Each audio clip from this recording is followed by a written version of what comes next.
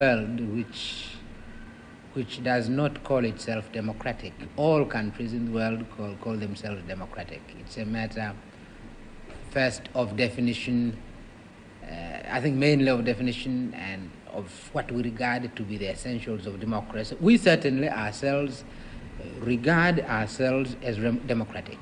We understand why countries used to the multi-party system don't believe that a one-party system can be democratic, or are rather suspicious of the one-party system. We can't, frankly, convince them by sheer argument, philosophical argument, that this is possible. Perhaps the best thing is actually to see this thing in practice. What are the essentials of democracy? The essentials of democracy are that individuals should feel unharassed, that they are actually free in their society. Individual, this is the most essential thing. I never see why an individual should not feel free because of a machinery of election. And the two-party or the one-party is really basically a machinery of election. The second one, when it comes to machinery, is that an individual should feel a true choice of the people he wants to represent him in a government where it's no longer possible for people individually to participate in the government, that you have to select individual representatives. Now, either sometimes you select parties, sometimes you select individuals. Now, frankly, I don't see why the thing cannot be democratic, simply because sometimes you select a party, which is what the Western countries usually do, and in our own case, you select an individual, the party being given, the party policy being given. So this is the kind of election we went through the other day, and we honestly believe we are independent, and we really ask the old countries at least to be democratic enough, to have a free mind, and to study the new experiments which are taking place in the rest of the world, and this experiment which is taking place in my own country. Yeah. It is democratic. We believe it is democratic. What is your opinion now about the status of African unity? That's one part of the question, and the second one is, how about unity here in East Africa? Why don't we hear any more about the East African? Good afternoon, viewers. Thank you very much. This is an exclusive program in memory of His Excellency, the late President of Tanzania. This is Punchline Africa Television on behalf of the Pan-African Forum and on behalf of all Pan-African past and the present leaders and the leadership that struggled to make Africa a greater place. I would like to thank all the people that have continued with the spirit of His Excellency, the late President Nyerere Nyerere, who died in 1999 on a day like this in a London hospital. President Nyerere left a legacy. The legacy of the fighting fathers, the legacy of the founding fathers, the legacy of Tom Mboya, the legacy of Sekou Toure, the legacy of Obote, Jomo Kenyatta,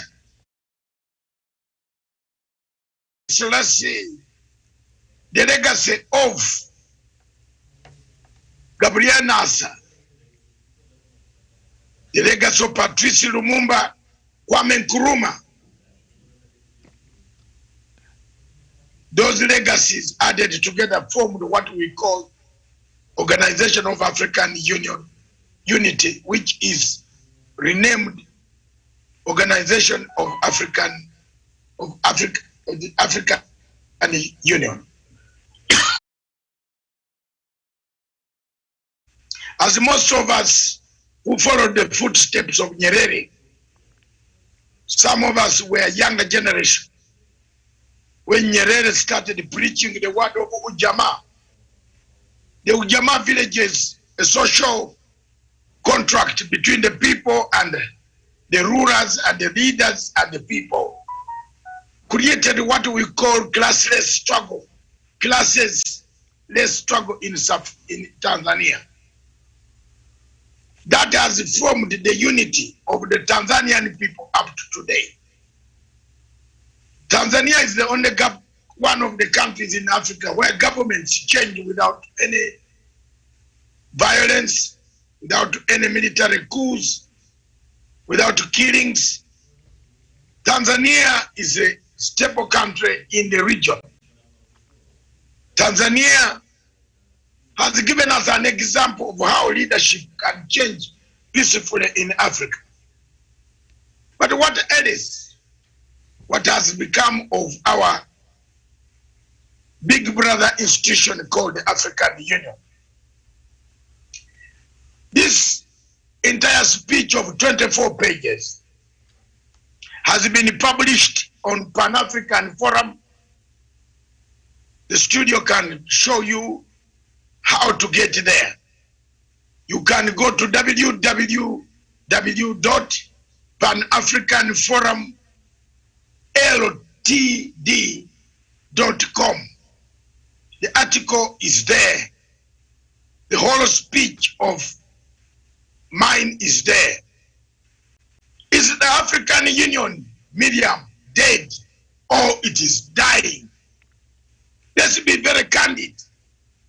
Today, as you look across Africa, military coups, people dying, people starving, people being killed in Biafra, in Nigeria. The disintegration of Nigeria is imminent. Look at Nigeria, a big giant, a giant without legs.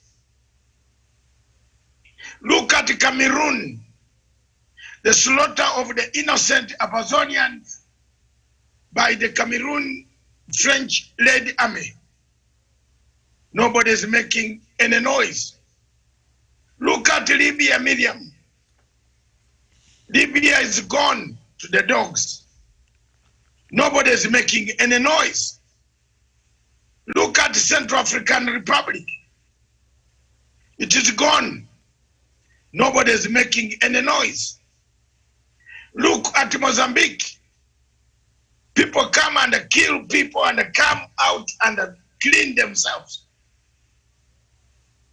Nobody is making any noise.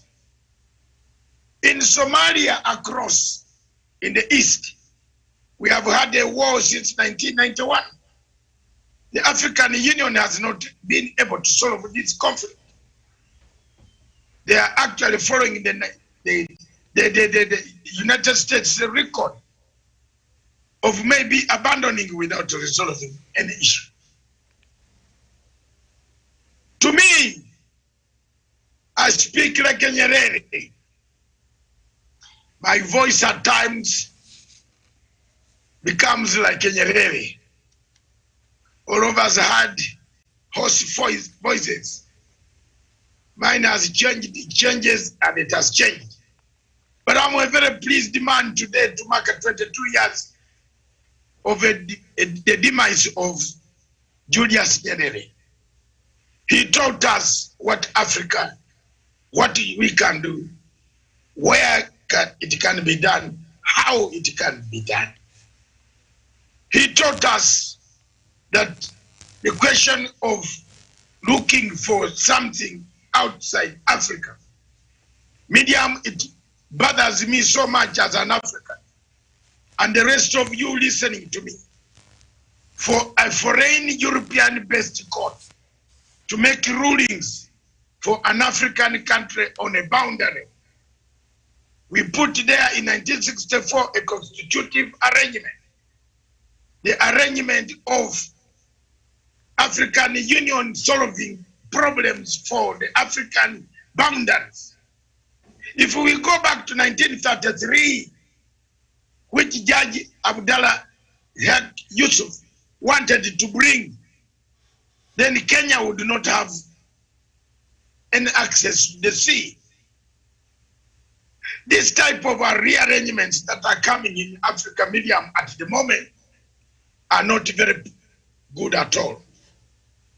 The entire reasons why I said African Union is dead are based in this document, which is here, which you can pick and read for yourself.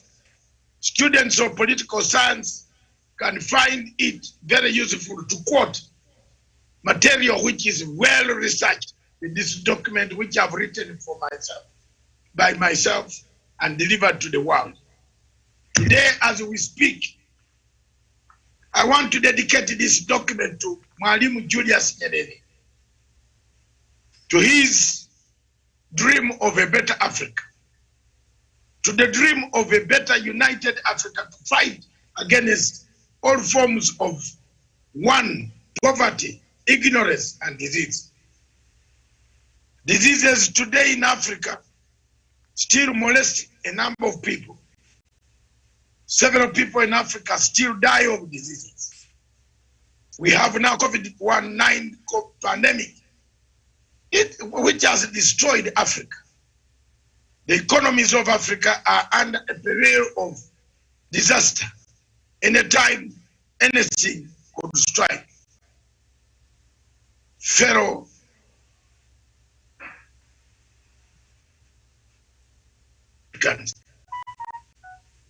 comrades and the presidents, when you look at many of these countries in Africa,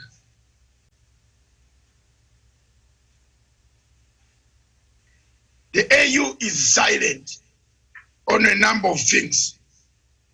On elections, they come, they verify, they come up and they say, oh no, the elections were free and fair, transparent. Then after that, the military coup comes, they again say, you must take back the democratic elected government. Military coups are coming back. Soldiers are leaving the barracks. Is African Union Miriam dead or about to die? For me, I can't talk beyond this. I've laid it the challenge to the presidents of Africa. I've laid the challenge, the channels to the presidents of Africa to find a way to intervene in a situation where the African Union needs a new engine, a new energy of fighting to defend, to protect the integrity of the African continent without dismembering the continent. I submit. All right, Doc, thank you so much. And perhaps just hinging on what you've just said and looking at perhaps where Tanzania is today in terms of the political dynamics, social dynamics, a lot of things I believe have changed. I don't know, what do you think Mwalimu Julius Nyerere would feel about the current state of Tanzania? Would he be proud?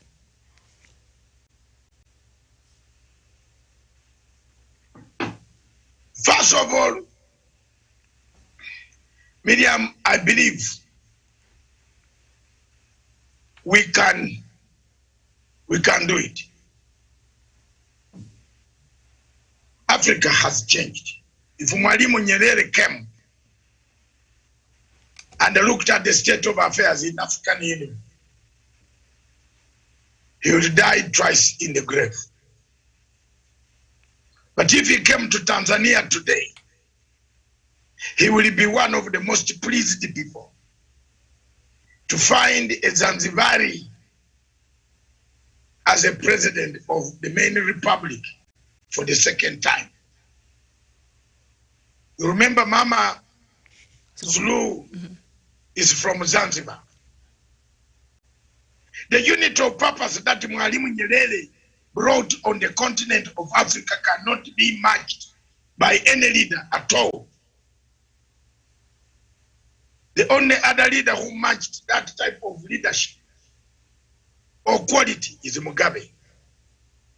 When he turned the Ndebele uniting with the Shona and made an agreement, the rest of the countries and Obote, who refused the tribalism. Nyerere went further, refused this segregation, and sent troops across the ocean to go and quell a rebellion, and took over the island, made one united Republic of Tanzania. That one is an achievement that we cannot rub away from the history of Tanzania. The second thing that Nyerere would be very happy about is the removal of socialist states, a system, and mixed economy where capitalism thrives alongside with socialism. The building of hospitals. That is very important, because Nyerere, with capitalism, they were like a dog and a human being. A rough dog would kill you, or a leopard and a goat. They would eat each other. They would not stay in one room. But today, when Mwalimu Julius Nyerere wakes up, he would say, oh my God, this is the Tanzania I wanted. Medium, if you go to Tanzania and Moshi, Arusha, Morogoro, and other places, things have changed. Buildings have come up. Infrastructure is coming. By the way, Tanzania has got one of the best roads so far. They started constructing their roads. I've used some of the roads through Loitoktok up to Taveta. You enter Tanzania, then come back into Kenya through Taveta. It goes through the mountains, the hills, the slopes. Oh my God. You need to have a nice car and drive very smoothly at a designated speed, and you arrive very well. That is development. From the time that most of us were in Tanzania, 78, 79, there's nothing you could see of that nature. So today, Miriam, in a nutshell, that is what he can be proud of. As the late president would say, unity is the basis. European unions unite, and then you Africans, you are so small, you want to divide yourselves. So when a united kingdom comes to give you money, they are united. Then you whom they are giving money, you are disunited. He loved such countries. That's why he was pushing for the East African community, a regional body, which the dreams today, Museveni, Uhuru, Kagame, and the man of Burundi have stalled. We can't see the East African community. We saw the East African Railways, the East African Airways, Medium, the East African Certificate of Education. I would like to tell you that my certificates, don't read the Uganda Certificate of Education. I want you to note that. I don't know whether you have noted it several times. My certificate is East African Certificate of Education, which I received in 1974, before the collapse of the East African community. No more exams, no joint exams. Those days, children would do exams. If it is Tanzania, the same day. Uganda, the same day.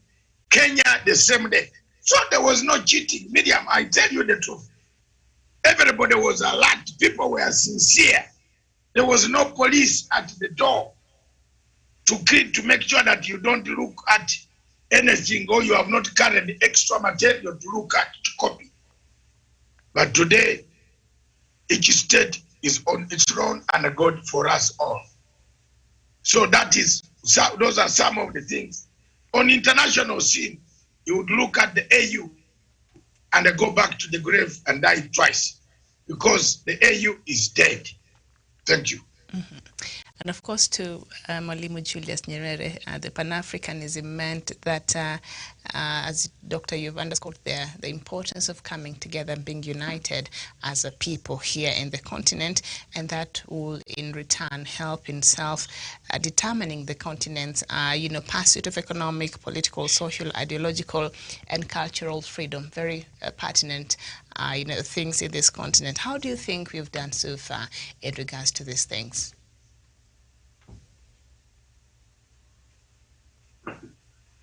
The economic, political, and to me, medium, I don't feel there is need of democracy. There is no democracy. What is democracy? What is democracy in Africa? People have not understood what the democracy is. People think democracy is elections. No. Election is different from democracy. You can be undemocratic and have elections. There are so many leaders in African continent who have elections, but they are very undemocratic. You can't even talk about his name, mentioning his name without saying, Mr. President, you go to jail. So what is democracy to me? Democracy means the people, the freedom to have food, medicine, to have the right to swim, to walk anywhere you want, except and in an orderly manner. You cannot also equally have democracy by breaking people's goods, by taking people's borders, by occupying people's land, by taking over governments. No, that cannot happen. So democracy is the norm. It hasn't come up to Africa yet. On economic fronts, we still rely on the West. Yet we have the resources. We haven't reached the level. So Nyerere would say, what is it I left behind? But Nyerere's country has made a stride towards economic emancipation. Corruption. If you look at corruption, it's more fault in Tanzania than it is in Kenya and Uganda. Yes, there he has scored. Magufuli, the late Magufuli, who was one of his students, has made it very clear that, and it's being followed by the lady. Corruption is being wiped out slowly in Tanzania. Hospitals accept patients without payments. There's nowhere in Uganda and Kenya where a hospital can add medium without you bringing on top of the official money. Mm-hmm. You have to talk to the doctor in an envelope. These are some of the things Nyerere was talking about. So we have a great vision, a vision for way forward, a vision that brings salvation to the people of Africa. He would say, I am a happy man today. All right, Doc, and of course, still going back to, I think, something that he was very passionate about, and that was a united African. And Doctor, as I said there earlier, you also mentioned and talked about it now in a speech at the 40th Independence Anniversary celebrations of Ghana in Accra on March 6, 1997. He urged the current African leaders to strive for unity by saying, that was in 1997, and this is what the late Mwalimu Nyerere said. A new generation of self-respecting Africans should spit in the face of anybody who suggests that our continent should remain divided and fossilized in the shame of colonialism. In order to satisfy the national pride of our former colonial masters, Africa must unite. That call is more urgent today than ever before. And that was in 1997. How true is that today? And what has the disunity of Africa costed its children?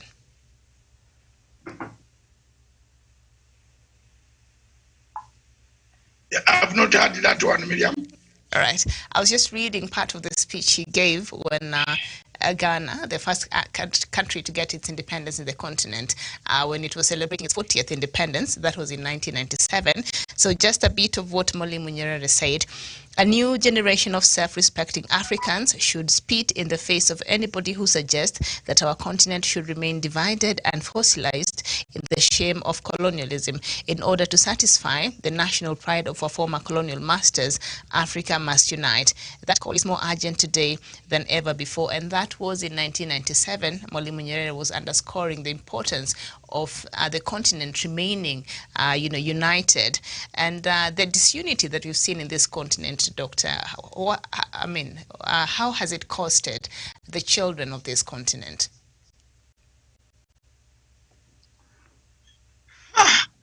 Yeah, Miriam, I think we're very far from unity.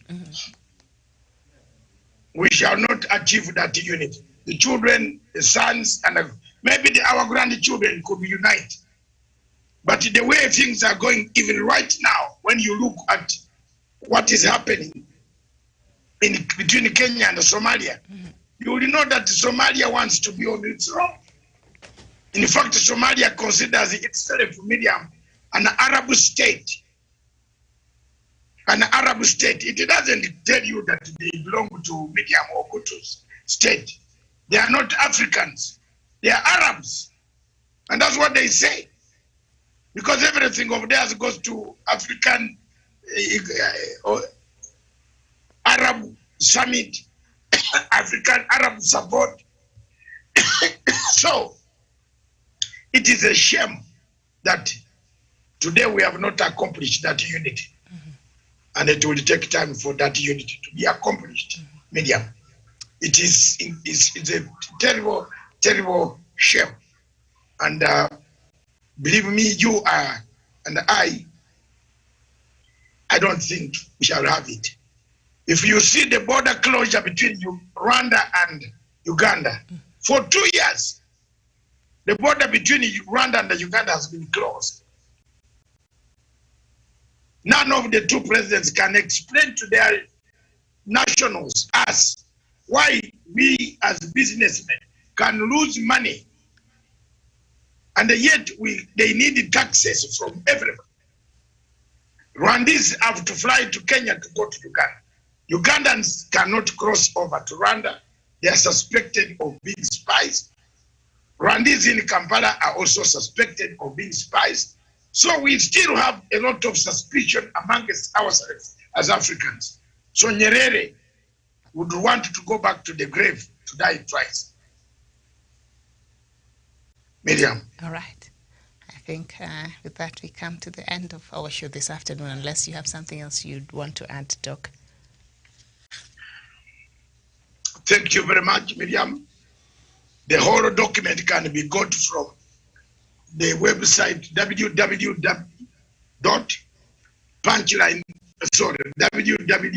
You can read it for them. I think www.panafricanforumltd.com. And the whole speech of mine, the whole why is African Union dead or about to die? That is the theme of my speech on the Nyerere Day. Thank you very much. God bless you. All right. Thank you so much. And of course, on this day in 1999, the former president of Tanzania, Dr. Julius Nyerere, one of Africa's most charismatic post-colonial leaders, died in London Hospital at the age of 77. So today, Tanzanians and indeed the rest of Africans and the world were marking 22 years after his demise, and that was the basis of our conversation this afternoon. Of course, he was a great Pan-Africanist, and that's why Doc even had to, look at what, AU, is it dead or alive, as he has said, and you can go check out the document from the website that is just mentioned, and you can read it through, and then you can see you here tomorrow. Thank you so much for your time. This has been Matanga Africa Perspective. My name is Miriam Magutu. Bye-bye for now.